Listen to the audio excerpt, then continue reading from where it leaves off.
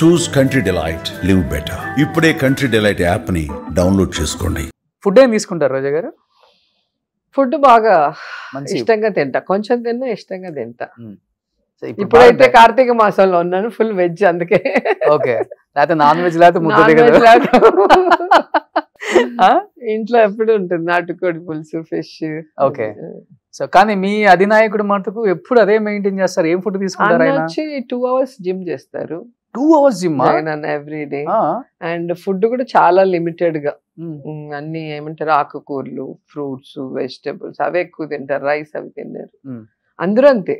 శర్మిల గారు గాని, భారతి మ్యామ్ గాని, అమ్మ గాని అందరూ చాలా లిమిటెడ్. మీ నియోజకవర్గాలకు వచ్చినప్పుడు తెలుస్తుంది అసలు వాళ్ళు ఏం ఫుడ్. మాకు పాదయాత్ర వచ్చినప్పుడు చూసాం ఫుడ్. ఒక ఇంటర్వ్యూలో కూడా చెప్పాను నేను, అన్న తినేటివి అడిగితే ఇడ్లీ దోశ లాంటివి తినరు, చాలా ప్రోటీన్ ఫుడ్. చాలా ఏమంటారు హెల్త్ కాన్షియస్ బాగా అందరికి. ఓకే, వాళ్ళందరూ కూడా అలాగే ఉంటారు. సో పాలు కూడా ఏదో 1 లీటర్ పాలు 1 గ్లాస్ అవుతుంది, అల్లం వేసి మరగబెట్టి తాగుతారు. మీరు ఫాలో అయ్యారు నెక్స్ట్ అదేమన్నా ఆయన డైట్ ని?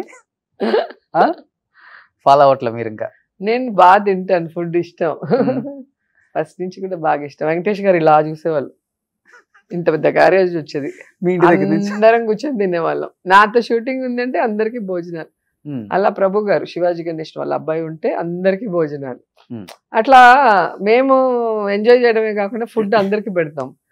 వెంకటేష్ సార్ వాళ్ళంతా కూడా లిమిటెడ్ ఫుడ్ తింటారా. వాళ్ళు మా క్యారేజ్ వస్తే ఇట్లా చూస్తారు, హీరోయిన్ ఏంటి పెద్ద క్యారేజ్ వచ్చిందని ఫస్ట్ డే. నాకైతే ఆ ఎక్స్ప్రెషన్ ఇప్పటికీ గుర్తుండిపోయింది అసలు. ఓకే, సో ఇంకేంటి రోజా గారు, బ్యాక్ టు ఫార్మా, మళ్ళీ ఇంకా నియోజకవర్గంలో యాక్టివ్ అవ్వటం? ఎస్, సో ఆ రోజు నుంచి అక్కడే ఉన్నాను. కౌంటింగ్ అవ్వగానే నేరుగా కాన్స్టిట్యున్సీకి వచ్చాను. ఒక 7 days ఉన్నాను. ఎన్ని రోజులు అయింది కోలుకోవడానికి? అదే హ్యాట్రిక్ కొడతాను అనుకున్నాను ఈసారి. ఫస్ట్ రౌండ్ లో తెలిసిపోయింది సంథింగ్ రాంగ్, ఏదో జరిగింది. ఎందుకంటే మాకు ఎప్పుడైతే వీళ్ళ కూటమి ప్రభుత్వం ఏర్పడిందో అవుతూనే అవ్వాల్సిన ఎలక్షన్ 2 months వెనక్కి తోసేశారు.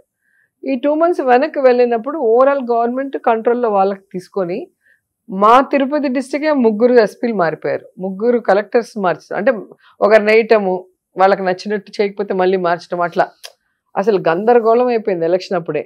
ఫస్ట్ టైం నా లైఫ్లో, నాది 5th ఎలక్షన్ ఇది, ఫస్ట్ టైము వితౌట్ పోలీసు ఎవడు పడితే వాడు లోపలికి వెళ్ళటం, బయటికి రావటం, లోపలికి వెళ్ళటం, ఏం అర్థం కాల. చాలా ఏదో మామూలుగా సంతలో వెళ్ళి కూరగాయలు కొనుక్కున్నట్టు వెళ్ళి తిరుగుతూ ఉన్నారు. సో ఇవన్నీ కూడా చాలా ఘోరంగా జరిగింది. అయినా కూడా మాకైతే నిజంగా డౌట్ రాలేదు ఎప్పుడు కూడా. ఫస్ట్ రౌండ్ అవ్వగానే వడమాలపేట అనేది మాకు కాన్స్టిట్యున్సీకి హాట్ లాగా మా పార్టీకి. ఎప్పుడు నేను 2 సార్లు గెలిచింది కూడా ఆ మండలం వల్లే గెలిచాను. అక్కడ నాకు స్టార్ట్ అవుతుంది మెజారిటీ. అక్కడ నుంచి అలా వెళ్తుంటా, ఇంక తెగదు. అక్కడ ఫస్ట్ రౌండ్ 3000 వచ్చేసింది వాళ్ళకి. నాకేం అర్థం కాదు, 1 నిమిషం ఇలాగే ఉన్నా. సెకండ్ రౌండ్ మళ్ళీ 3000. సో అర్థమైపోయింది సంథింగ్ రాంగ్, ఏదో జరిగింది, ఇది జనం ఇచ్చిన తీర్పు కాదు. నేను వెళ్తున్నా అని చెప్పి బయట వచ్చేసాను కదా, మీరు చూసుంటాను, వెంటనే వచ్చేసాను నేను. లేకపోతే మా కాన్స్టిట్యున్సీ ఎప్పుడు కూడా 1000, 2000. 858 ఫస్ట్. ఇప్పుడు నాది కాదు, వాళ్ళ డాడీ నుంచి ఉన్నారు కదా ఇప్పుడున్న క్యాండిడేట్ డాడీ ముద్దుకృష్ణ నాయుడు కూడా 1200, 1600 తోనే గెలిచారు చంగారెడ్డి మీద. సో అక్కడ 1000, 2000, ఓహో అంటే 5000, 6000 అంతే. 40,000 అంతా అసలు తలకిందులు తపస్సు చేసినా కూడా ఉండదు. సో అది మనకి ఫస్ట్ రౌండ్ అర్థమైపోయింది కదా సంథింగ్ రాంగ్ అనేది. నేను వచ్చేసాను, నేను పెద్ద ఇంకా దాని గురించి ఆలోచన కూడా లేదు అంతే. లాస్ట్ వరకు వచ్చి ఒక 1000, 2000 తోడిపోతే బాధేసి ఉండేది. ఏంట్రా ఇంత కష్టపడ్డాము, ఇంత సర్వీస్ చేసాము, ఇంత డెవలప్మెంట్ చేసాము, ఎందుకు ఓడిపోయామని ఒక బాధ ఉండేది. ఇది అర్థమవుతుంది కదా. సో అంతే, క్యాజువల్ గా బయటకు వచ్చా, నేరుగా కాన్స్టిట్యున్సీకి వచ్చా. ఇంకా అందరూ వచ్చి ఓవని బాగా కష్టపడి వర్క్ చేశారు అందరూ కూడా సిన్సియర్గా. ఏంటి ఎవ్రీ హౌస్ కి వెళ్ళాలి కదా, అవును మీకు వచ్చిందా రాలేదా, ఎవరికైనా మిస్ అయితే మళ్ళీ వాళ్ళకి ఆ వెల్ఫేర్ కానీ వాళ్ళ ఊర్లో అడిగిన డెవలప్మెంట్ ఏది లేకుండా చేశారు. ఇది లేదు అనకుండా వాళ్ళు అడిగిన ప్రతిదీ చేసి ఇచ్చాం. సో అలాంటప్పుడు అలా అయినప్పుడు పాపం లీడర్స్ అయితే చాలా ఏడ్చారు, నాకే బాధ వేసింది. నేను అందరినీ, నన్ను ఓదార్చాల్సింది పోయి నేను అందరినీ ఓదార్చా. సో 1 week ఉండి అన్ని మండలాల్లో ఒక్కొక్కరుగా మండలం వస్తే అందరితో మాట్లాడి ధైర్యం చెప్పి అందరినీ కన్విన్స్ చేసి మళ్ళీ చెన్నైకి వెళ్ళా. ఒక 3 days ఉండి మళ్ళీ వచ్చేసారు. మళ్ళీ స్ట్రాంగ్ అవుతుంది. నేను అక్కడే ఉన్నా, మీ టీవీలోనే చెన్నైకి వెళ్ళిపోయా, ఇల్లు అమ్మేసా, విజయవాడ అంటే నేను నగిరిలోనే ఉన్నాను. ఇంక నగిరిలో రోజు తిట్టమంటే తిడతాను నేను, మీరు వేసుకుంటానంటే. ఉన్నానని తెలియాలంటే తిడితే కానీ వేయట్లేదు, పొగిడితే ఎవరిని వేయడువే మీరు. సో మీరు అలా ఉంటేనే అందరికి తెలుస్తారు అయితే. అవును, మరి ఇష్యూ జరిగింది మొన్న, ఒక అమ్మాయిని చంపేశారు వడమలపేట. ఇంక అక్కడికి వెళ్ళి మాట్లాడటం, లేకపోతే మామూలుగా ఊరికి ఏం మాట్లాడతాం మనము.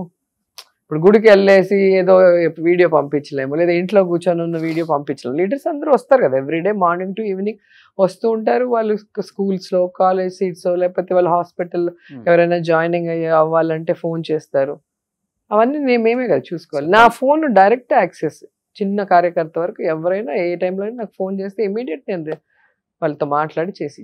అలా యాక్సెస్ ఉండబట్టి అన్ని ఫోన్ కూడా. ఏమైంది? సో మీ వెల్ విషెస్ కూడా ఎక్కువ కాల్ చేసేది, ఫోన్లు చేసి ఎక్కువ తిట్టడం. అంత సీన్ లేదు. బిఫోర్ పాలిటిక్స్ లో అంత సీన్ ఇవ్వదు. ఫోన్ చేసి మాట్లాడితే కాల్ చేతులు ఇంచేస్తాయి, ఏదంటే అది మాట్లాడితే. అట్లా తెలియదు, అంత ధైర్యం చేయరు. తమిళన్స్ హీరోయిన్ ఉన్నప్పుడు అదొక క్రేజ్ ఉంటుంది కదా, అల్లరి పిల్లలు. పాలిటిక్స్ వచ్చిన తర్వాత ఎప్పుడు లేదా ఇలాంటి వచ్చాక నాకు ఫోన్ చేసి ఎవడు మాట్లాడాను, వాట్సాప్ లలో పంపటాలు. నేను అసలు కొత్త నెంబర్లు ఎత్తాను కదా, ఆల్మోస్ట్ అన్ని ఫీడ్ చేసి ఉంటా మా కాన్స్టిట్యున్సీలో ప్రతి ఒక్కరి నెంబర్. అందుకే ఎవరికైనా చెప్తా నేను, ఒకవేళ ఫోన్ ఎత్తలేకపోతే ఏదైనా పని మీద ఉండి మీరు మెసేజ్ పెట్టండి అంట. ఒకవేళ కొత్త నెంబర్ వస్తే నేను ఎత్తాను కదా, సో వాళ్ళు మెసేజ్ పెడతారు కదా, పలానా ఊరు పలానా వాళ్ళని మాట్లాడాలంటే వెంటనే నేనే చేస్తాను.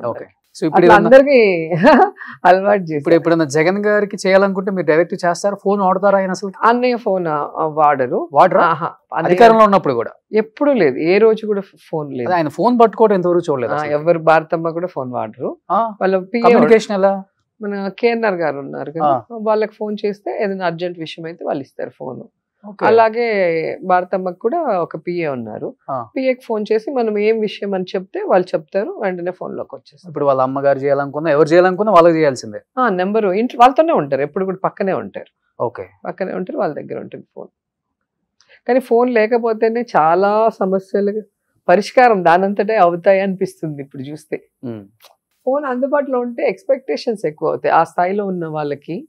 పక్కన వాళ్ళు అనుకో కొంచెం ఫిల్టర్ చేస్తారు కదా, ఏది మాట్లాడాలి, ఏది ఆయన చేయాల్సింది మంచి ఉంటుంది, చెడు ఉంటుంది. సో వీళ్ళు ఫిల్టర్ చేసేసి అవసరమైనది మాత్రమే వాళ్ళకి అందుబాటులోకి తీసుకొస్తే అది కరెక్ట్. ఇలాంటి ఫస్ట్ టైం చూడటం ఇలాంటి చీఫ్ మినిస్టర్ ఫోన్ వాడిన ఆయన్ని. ఇంకొకటి రేవంత్ రెడ్డి గారు కూడా వాడర్ అని ఈ మధ్య తెలిసింది. హెల్తీగా ఉంటారు అందుకే వాళ్ళు. రేవంత్ రెడ్డి గారు కూడా వాడర్ అంట. ఆయన ఫోన్ ఉంది ఎత్తడు అంతే, ఆయనకు అవసరం ఉంటే మాట్లాడేవాళ్ళు. అప్పుడు కూడా కొడాలి నాన్న అంతే, ఆయనే ఫోన్ చేస్తేనే ఎవరైనా ఫోన్ చేస్తే ఎత్తారా అన్న కూడా. ఓకే, సో అట్లా వాళ్ళ ఇద్దరు అలవాటు అలా ఉంటుంది. ఎక్కువ అన్నానే పిలుస్తారు మీరు నాయకుల్ని? కొడాలి నాన్న వాళ్ళు నాకు అప్పటి నుంచి తెలుసు కదా, అంటే నాయకుల్ని ఎక్కువ అందరినీ అన్నాను. అన్నగా ఫీల్ అయిన వాళ్ళని అన్న అంటే, అందరిని ఎందుకు అన్న అంటాను నేను, దానికి ఒక వాల్యూ ఉండాలి కదా. అన్నకి కూడా ఒక వాల్యూ ఉండాలి. అన్న అనే పదం చాలా పవిత్రమైంది. ఏదో టైం పాస్ కి అందరిని అన్న అనేది అట్లా ఇష్టం ఉండదు నాకు. కేసీఆర్ గారిని అన్నానే అంటారు కదా. నేనా? నాన్న పెదనాన్న ఓ బిడ్డ అంటారు కదా. ఓ సూపర్.